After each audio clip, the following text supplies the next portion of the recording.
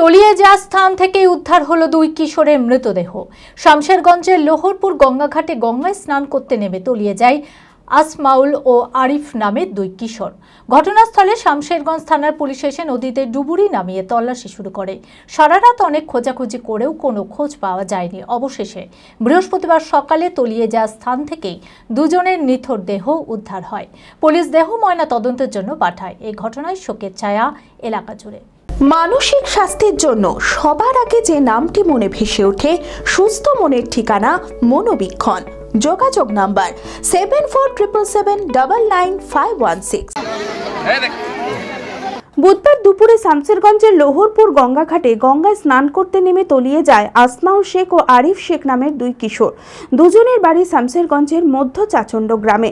একজনকে বাঁচাতে গিয়ে তলিয়ে যায় আরও একজন কিশোর। ঘটনাস্থলে শামশেরগঞ্জ থানার পুলিশ এসে নদীতে ডুবুরি নামিয়ে তল্লাশি শুরু করে। দুপুর থেকে সারা রাত অনেক খোঁজাখুঁজি করেও কোনো খোঁজ পাওয়া যায়নি। অবশেষে বৃহস্পতিবার সকালে তলিয়ে যাওয়া স্থান থেকেই দুজনের নিথর দেহ উদ্ধার হয়। পুলিশ দেহ উদ্ধার করে ময়নাতদন্তের জন্য জঙ্গিপুর মহকুমা হাসপাতালে পাঠায়। শোকের ছায়া এলাকা জুড়ে। নদীতে স্নান করতে যে দুজন গেছে, চারজন যে দুজন, একজন ডুবছিল, একজন ডুবতে যে আরেকজনকে বাঁচাতে যে ও তাকে সঙ্গে নিয়ে ডুবে গেছে।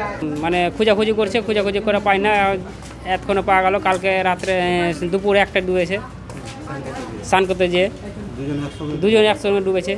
মানে একজন ডুবেছে আগে, তারপরে একজন ডুবেছে, দিয়ে দুজনকে একসঙ্গে নিয়ে ডুবে গেছে। গত 2 বছরের সাফল্যের পর তৃতীয় বছরে পথ চলা জেড একাডেমির 2025-26 শিক্ষাবর্ষে ভর্তি চলিতেছে।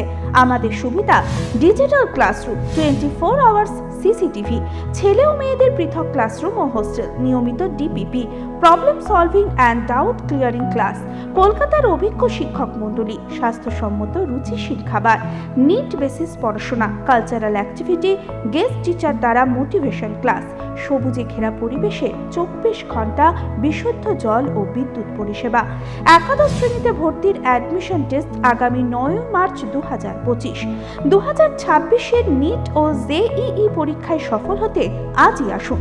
আমাদের ঠিকানা জেড একাডেমি, সারগাছি রামকৃষ্ণ মিশনের সন্নিকটে, বহরমপুর, মুর্শিদাবাদ।